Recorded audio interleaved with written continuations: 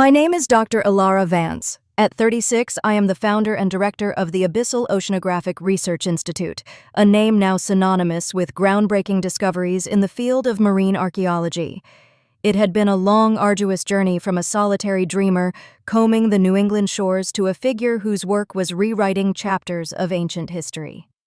The invitation embossed with the golden crest of the Vance Empire felt less like a family welcome and more like a summons. It was for the 50th anniversary gala of our family's colossal real estate conglomerate, a world away from the silent submerged cities I explored. My father, Alistair Vance Sr., the patriarch presiding over this empire of steel and glass, had always hoped I would eventually see sense and join the fold. My expeditions, the painstaking recovery of lost narratives from the ocean floor, were, in his view, the whimsical fancies of an overeducated dreamer, a hobby to be indulged until reality bit. Meanwhile, my younger brother Liam, groomed since birth to inherit this terrestrial kingdom, was, I suspected, already weaving schemes. My latest triumph, a $50 million contract with the prestigious Global Heritage Fund, GHF, to preserve and digitize a newly discovered Minoan trading post, was to him not a testament to my life's work, but a glittering asset to be leveraged for the Vance Empire's insatiable appetite for expansion and prestige. The gala, I sensed, would be the stage for this familial play of power and dismissal. The seat they would assign me, I darkly predicted, would be far more than a simple matter of logistics.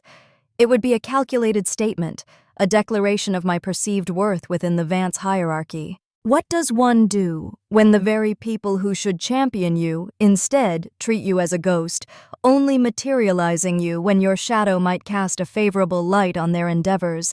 I was about to show them that the light from the abyss, though filtered through fathoms of water, possessed a brilliance and an unyielding strength they had never fathomed. Our sprawling seaside estate in New England, with its manicured lawns rolling down to a private rocky cove, was a world of stark contrasts for Liam and me. Though separated by only 3 years, our universes rarely intersected. My earliest memories are of the taste of salt on my lips, the thrill of discovering a perfectly preserved whelk shell, its intricate architecture a tiny marvel. I'd spend hours in the local library devouring tales of Atlantis, of submerged temples and treasure-laden galleons, my imagination charting courses to these lost worlds. I once found a piece of curiously shaped driftwood, convinced it was part of an ancient Viking longship. I presented it to Father full of breathless excitement. He glanced at it dismissively, handing it back with a curt, "Interesting, Ilara. Now run along, Liam has his economics tutor waiting." That piece of driftwood remained on my desk for years, a symbol of my unshared passions. Liam, in contrast, was molded by a different tide. His nursery rhymes were replaced early with lessons on market trends. His sandcastles were conceptualized as future luxury condominiums. He was a miniature of our father paraded at business luncheons, his future already paved with boardroom meetings and lucrative deals.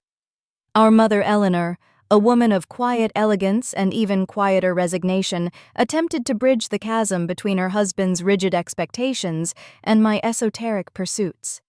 She would display my meticulously drawn maps of imagined underwater sites alongside Liam's school awards for business acumen, a valiant but ultimately futile attempt at maternal diplomacy. Father's favoritism, however, was a current too strong to be diverted. "Ilara, these relics you chase are phantoms." Father would pronounce at the dinner table, his disappointment a palpable force.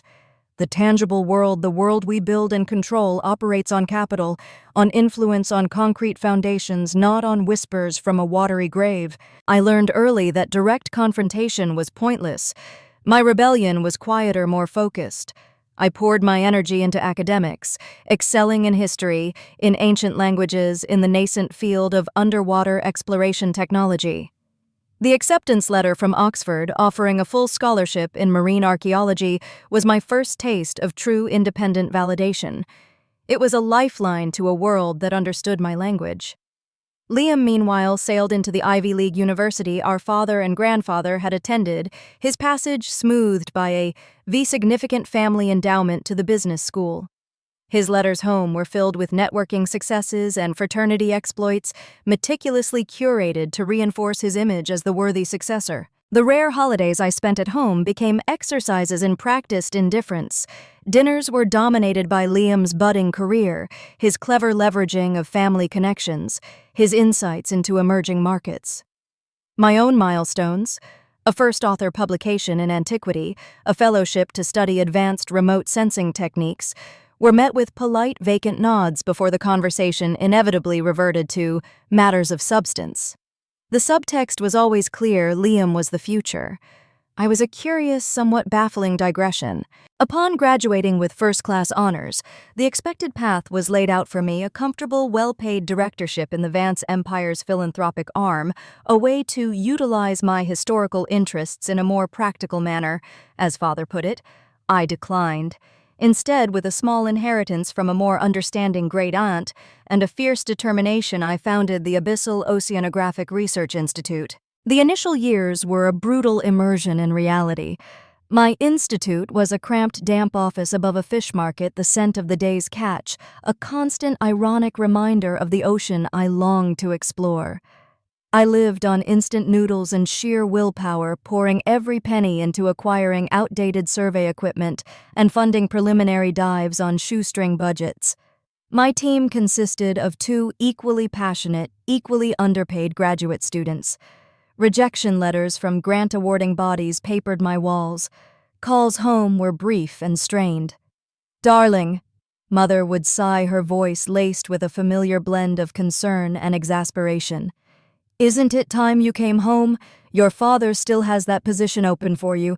This endeavor, it's wearing you down." They never asked for a business plan, never inquired about the scientific rationale behind my targeted search areas, never offered a shred of investment, never truly believed. Their silence was a heavier weight than any financial burden. Then came the turning point, the vindication I had almost ceased to hope for. Following a lead from an obscure medieval mariner's chart cross-referenced with advanced sonar imaging, we'd practically begged for access to the Abyssal Institute, located a remarkably preserved Minoan trading outpost submerged off the coast of Crete. It wasn't just a collection of amphorae.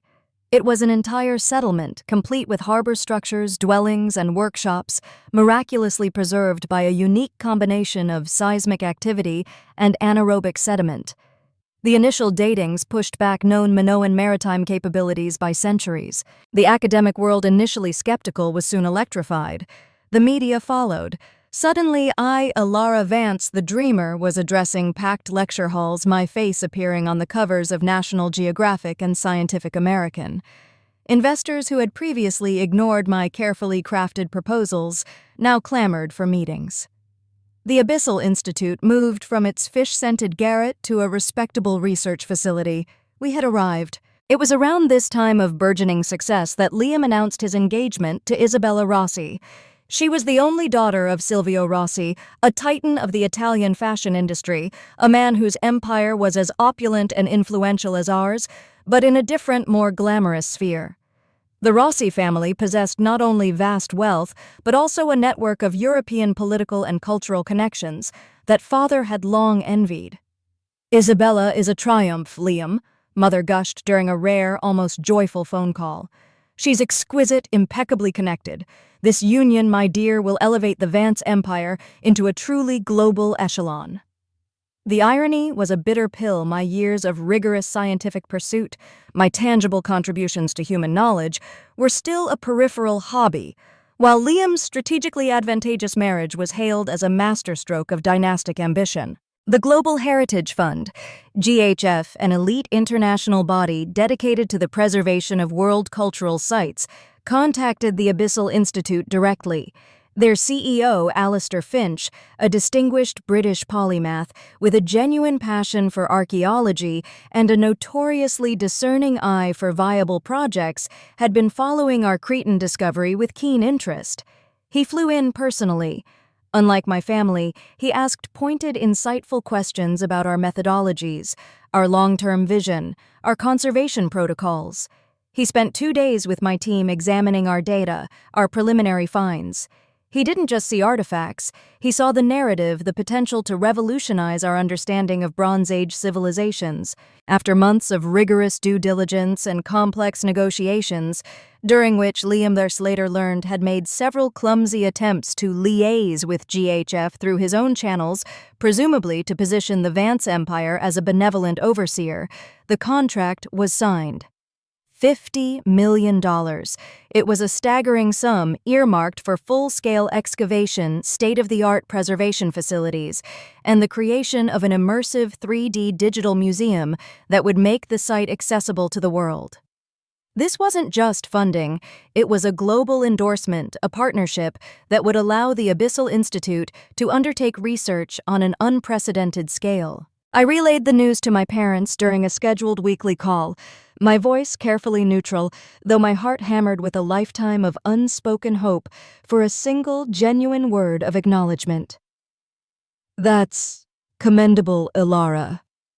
Father conceded, his tone as dry as ancient parchment. "A significant sum. Do ensure the Institute's finances are managed impeccably. By the way you received the invitation to the conglomerate's 50th anniversary gala, I trust it's imperative you attend.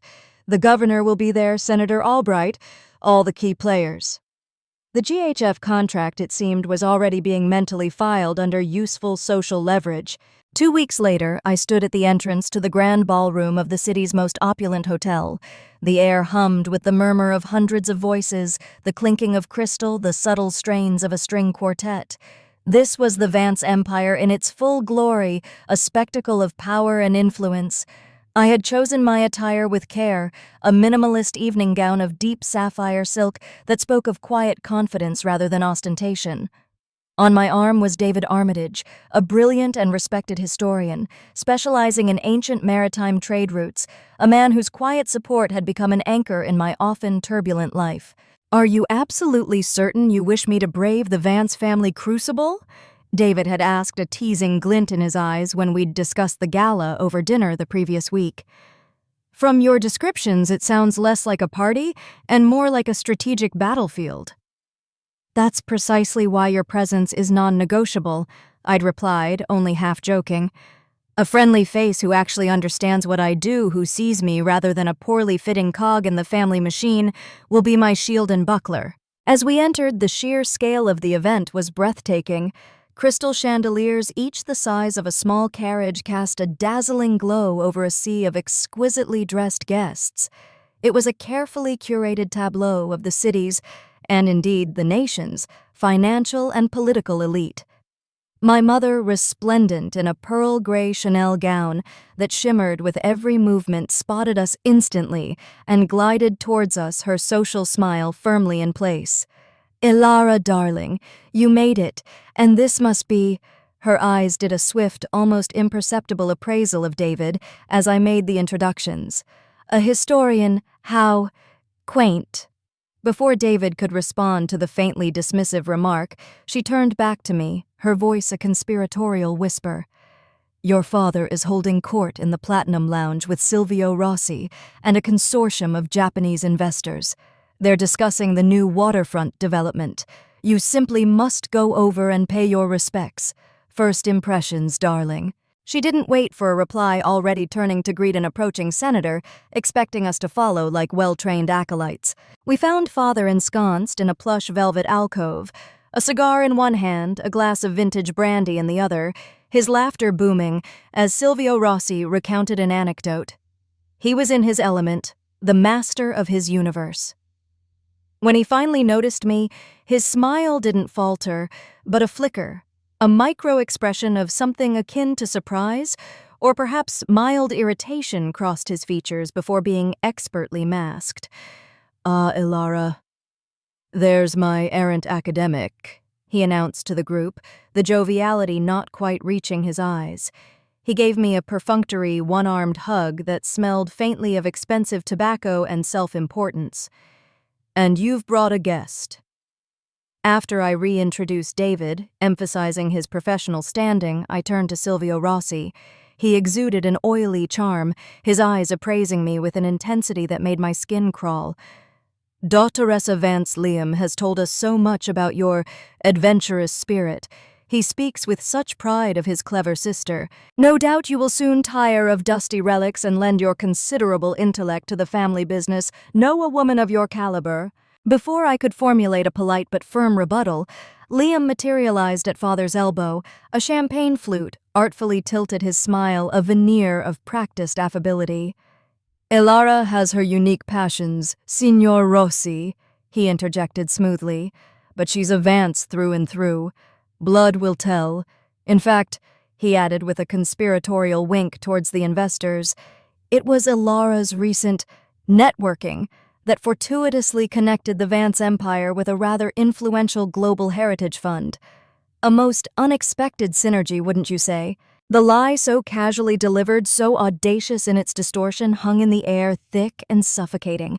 My multi-million-dollar contract, the culmination of years of dedicated research, was being repackaged as a frivolous bit of networking I'd stumbled upon, a bauble I'd brought home to amuse the real players.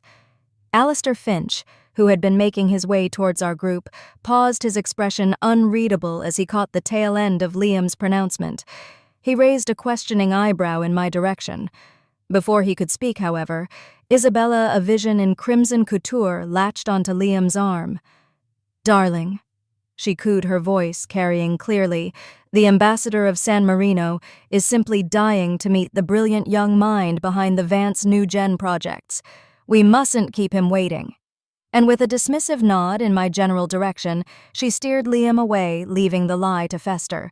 Despite the palpable tension, a stubborn ember of hope still flickered within me. This gala, this public celebration of Vance achievement, had to be the moment. The GHF contract was not some abstract academic paper. It was a tangible, high-value partnership.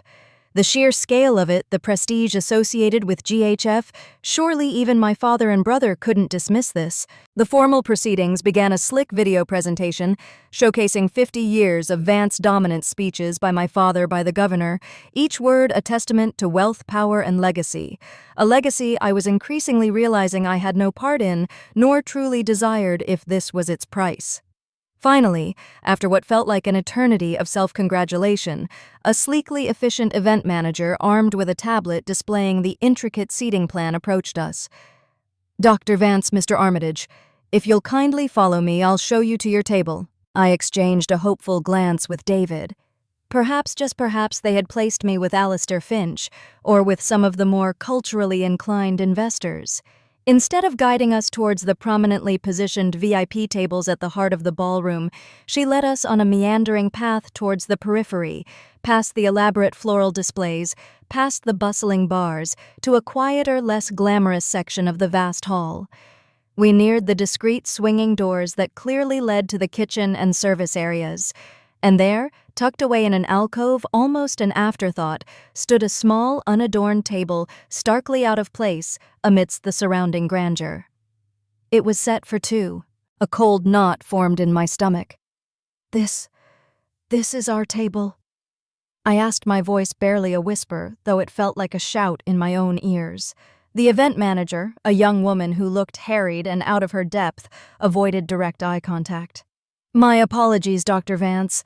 There were some unavoidable last-minute adjustments to the seating arrangements to accommodate several strategically vital business delegations. We had to prioritize. Mr. Liam Vance personally approved all final placements this morning." Her recitation sounded rehearsed, her discomfort genuine. "Strategically vital," David interjected, his usual mild demeanor replaced by a protective firmness. His voice, though calm, carried the weight of his indignation. "Dr. Vance is not just a guest.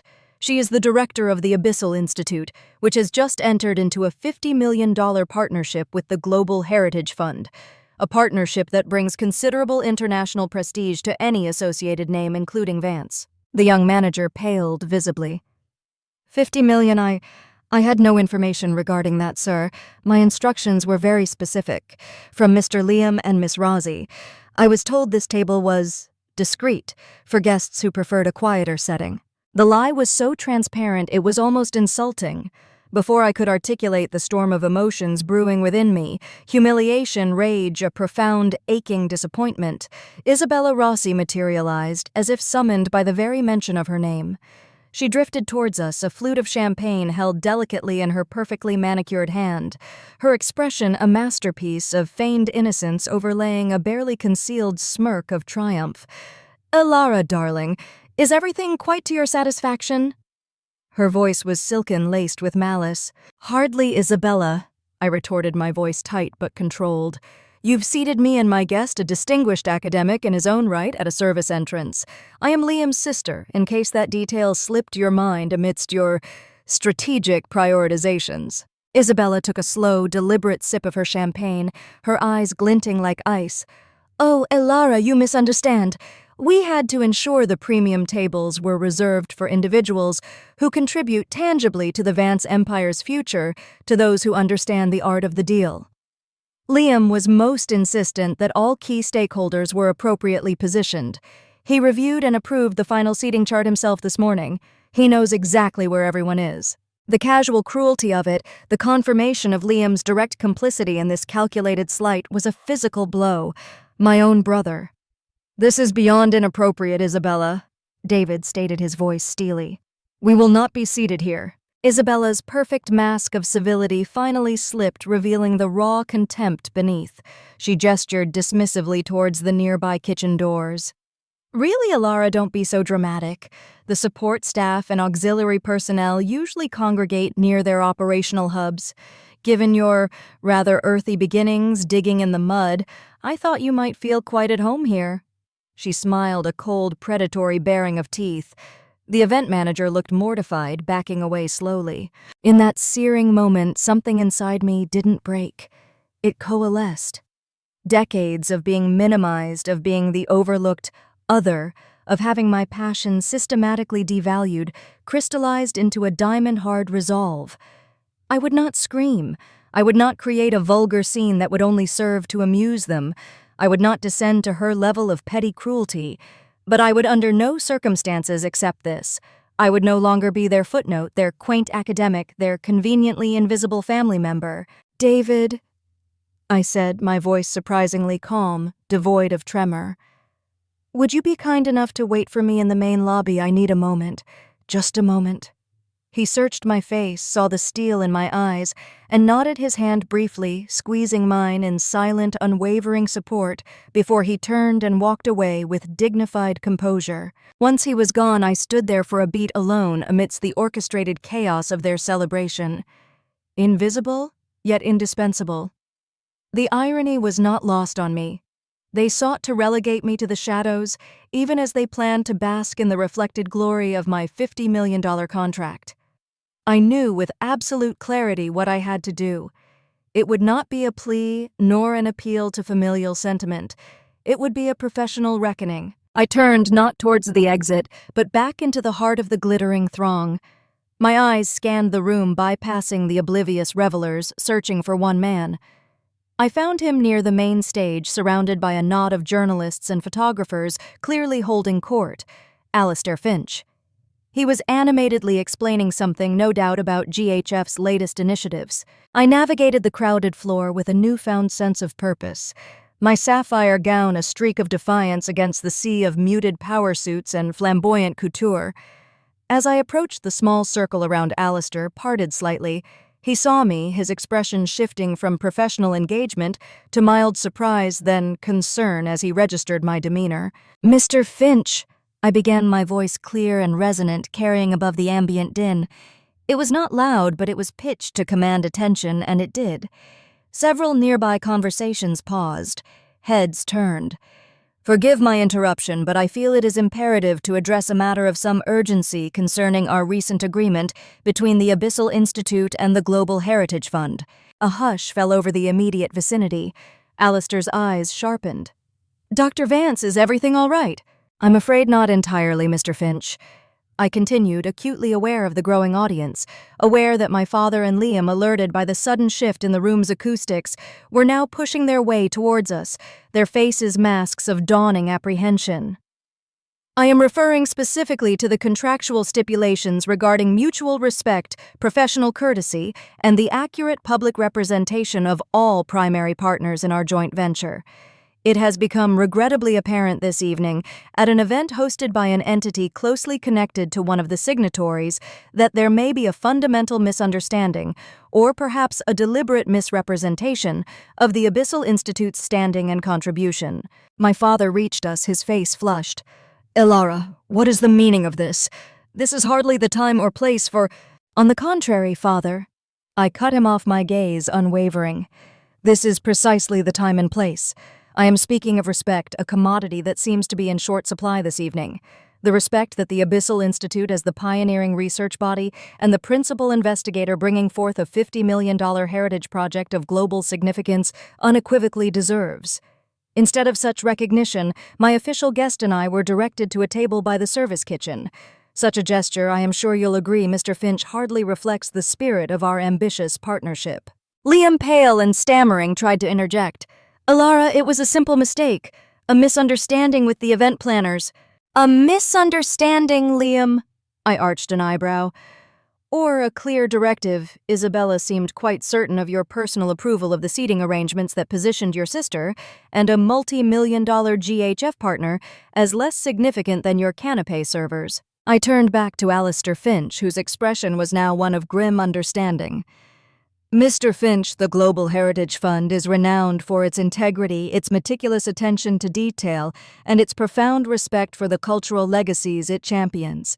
If the Vance Empire, through its designated representatives, cannot extend basic professional courtesy and recognition to a key family member, who is also the head of its primary scientific partner on this landmark project, then I must seriously question the long-term viability and ethical alignment of our collaboration.